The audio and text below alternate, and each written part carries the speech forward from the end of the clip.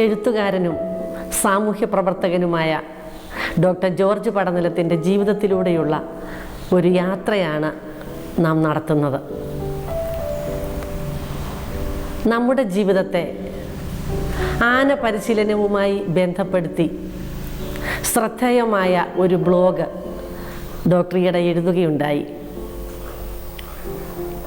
കാട്ടിൽ സർവ്വസ്വാതന്ത്ര്യത്തോടെ സന്തോഷത്തോടെ തൻ്റെ ജീവിതത്തെ ആഘോഷമാക്കി ജീവിച്ചിരുന്ന കാട്ടാനയെ പിടിച്ചുകൊണ്ടുവന്ന് നാട്ടാനയാക്കി പരിശീലിപ്പിക്കുന്ന സമയത്ത് അതനുഭവിക്കുന്ന ആത്മസംഘർഷങ്ങളെ ഇന്നത്തെ മനുഷ്യൻ, ആധുനിക മനുഷ്യൻ അനുഭവിക്കുന്ന ആ ഒരു മാനസിക സംഘർഷങ്ങളോട് ബന്ധപ്പെടുത്തി ഡോക്ടർ അവതരിപ്പിച്ചിരിക്കുന്നത് കണ്ടപ്പോൾ ഏറെ താല്പര്യം തോന്നി കൂടുതൽ അറിയാൻ. ഡോക്ടർ തുടർന്ന് പറയുന്നു, അവിടെ ആനയുടെ മനസ്സിൽ ഒരു വലിയ പോരാട്ടം നടക്കുന്നുണ്ട് എന്ന്. ആനയുടെ മനസ്സിൽ നടക്കുന്ന ഈ പോരാട്ടം എപ്രകാരമാണ് എന്നാണ് നമ്മൾ ഇന്ന് ഡോക്ടറുമായി ചർച്ച ചെയ്യുന്നത്. മനുഷ്യജീവിതത്തെ ഈ ആന പരിശീലനവുമായി ബന്ധപ്പെടുത്തി അങ്ങെഴുതിയ ബ്ലോഗ് ഈയിടെ ഏറെ ശ്രദ്ധേയമായിട്ടുണ്ട്. അതിൽ ആന അനുഭവിക്കുന്ന, അതായത് നമ്മൾ കാട്ടിൽ നിന്ന് പിടിച്ചുകൊണ്ടുവന്ന നാട്ടിൽ പരിശീലിപ്പിക്കുമ്പോൾ ശിക്ഷകനും യജമാനനും ഒക്കെയാണ് അതിനെ പരിശീലിപ്പിക്കുന്നതെന്ന് ഡോക്ടർ എഴുതി കണ്ടു. അങ്ങനെ അതിനെ പരിശീലിപ്പിക്കുന്ന സമയത്ത് ആന ഒരു വലിയ ആനയുടെ മനസ്സിൽ ഒരു വലിയ പോരാട്ടം നടക്കുന്നുണ്ട് എന്ന് ഡോക്ടർ സൂചിപ്പിച്ചു.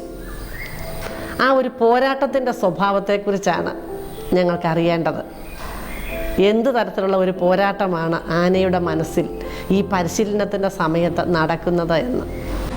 ആന വനത്തിൽ ജീവിച്ചിരുന്ന കാലത്ത് അതിൻ്റെ ഉള്ളിൽ യാതൊരു സംഘർഷവുമില്ലാതിരുന്നു.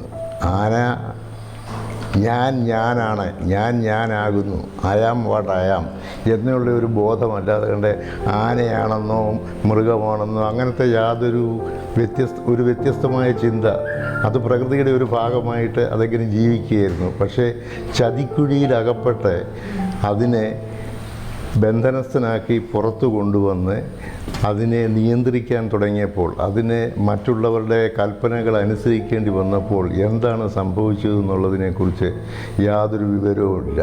അതിനെ ആന എന്ന ആൾക്കാർ പല പ്രാവശ്യം പറയുമ്പോഴത്തേക്ക് അതിനെക്കുറിച്ചാണ് സംസാരിക്കുന്നതെന്ന് അതിനൊരു ബോധമുണ്ടാകും.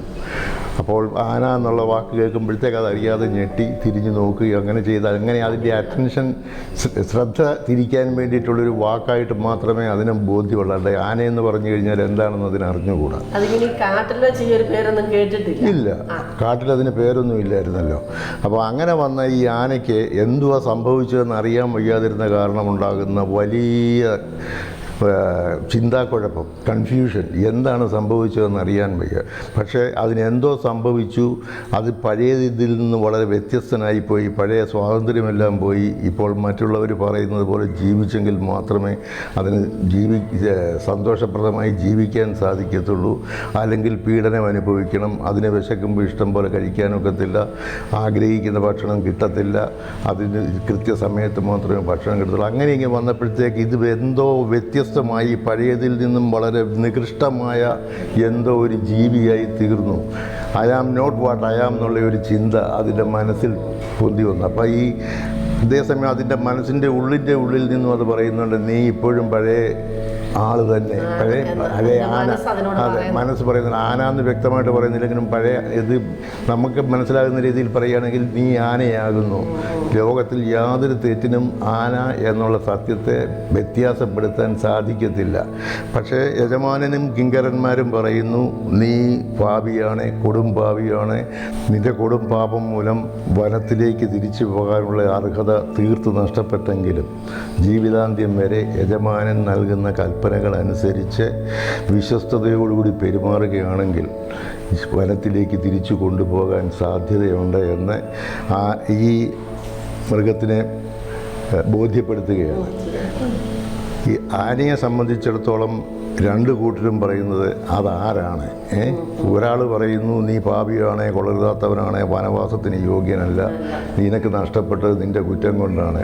മറ്റേ ഉള്ളിൻ്റെ ഉള്ളിൽ നിന്ന് വരുന്ന ശബ്ദം നീ ആനയാണ്, യാതൊന്നിനും അതിനെ വ്യത്യാസപ്പെടുത്താൻ സാധിക്കുകയില്ല. അങ്ങനെ ഇത് അവസാനമായി ഇതിലേതാണ് വിശ്വസിക്കേണ്ടതെന്നുള്ള തീർച്ചയില്ല.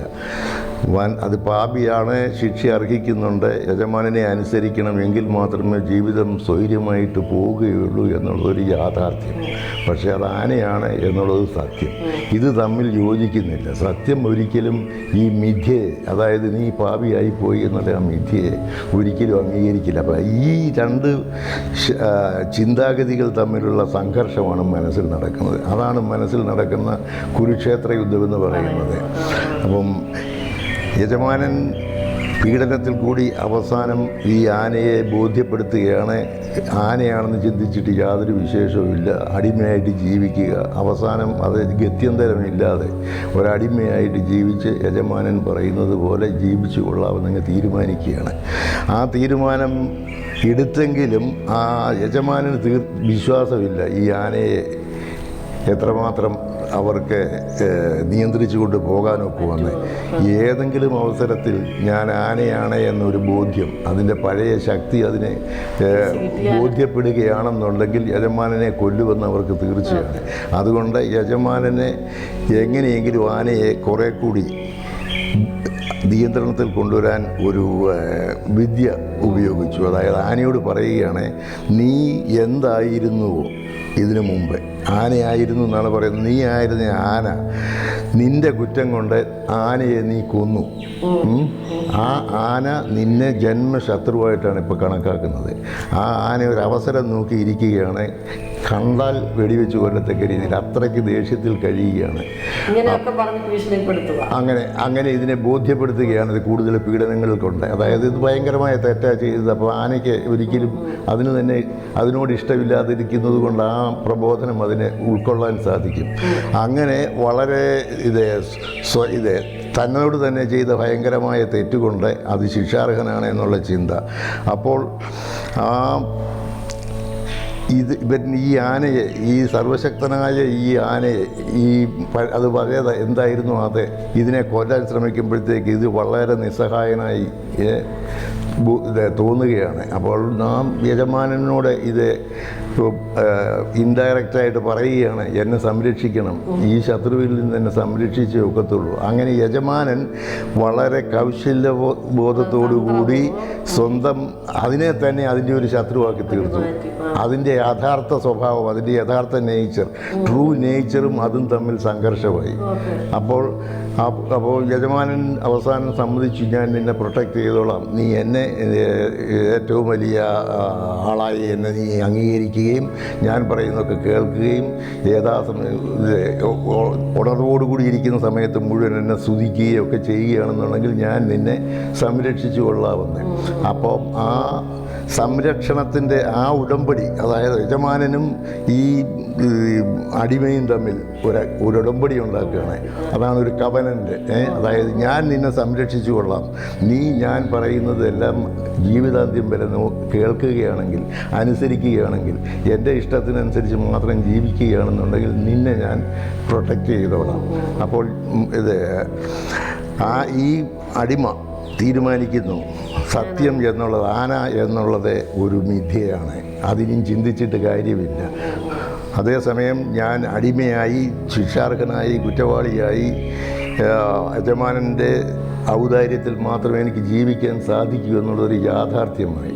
അപ്പോൾ ഈ യാഥാർത്ഥ്യത്തെ ഇത് അംഗീകരിക്കുകയും സത്യത്തെ ഒളിച്ചു വയ്ക്കാനായിട്ട് ശ്രമിക്കുകയും ചെയ്തു.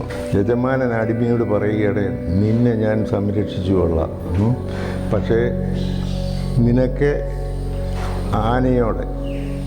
ആനയോട് സംസാരിക്കാനുള്ള യോഗ്യതയില്ല, ആന നിൻ്റെ ബദ്ധശത്രുവാണ്. അതുകൊണ്ട് ഞാൻ എല്ലാ കാര്യങ്ങളും ഇടപെട്ട് നിനക്ക് വേണ്ടതൊക്കെ എന്നോട് പറയുക, ഞാൻ മധ്യസ്ഥനായിട്ട് നിന്നുകൊണ്ട് ആനയുമായിട്ട് ഇടപെട്ടോളാം.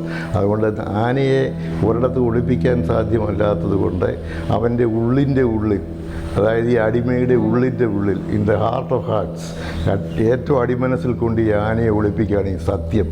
ഈ സത്യം അങ്ങ് ഒളിപ്പിക്കുകയാണ്. അത് ആനയാണെന്നുള്ളത് ഒരിക്കലും പുറത്തു വരാതെ അതിന് മുകളിൽ ഈ വിശ്വാസം അതിന് അടിയുറപ്പിക്കാൻ വേണ്ടിയിട്ട് അതിനെ ഒരു ഭ്രാന്തൻ ചിന്താ സരണി പഠിപ്പിക്കുകയാണ്. ഈ ഭ്രാന്തൻ ചിന്താസരണി എങ്ങനെയാണ് സത്യത്തെ മറച്ചു വയ്ക്കുന്നതെന്നും അടിമത്വം തുടരാനായിട്ട് സഹായിക്കുന്നതെന്നും നമുക്ക് ചർച്ച ചെയ്യേണ്ടതാണ്.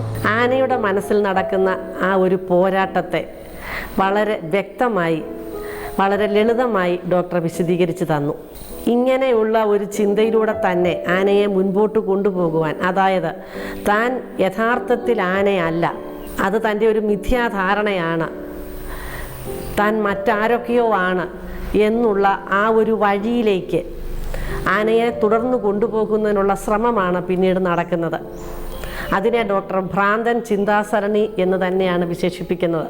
ഈ ഭ്രാന്തൻ ചിന്താസരണിയെക്കുറിച്ച് കൂടുതലായി നമുക്ക് അടുത്ത എപ്പിസോഡുകളിൽ കാണാം.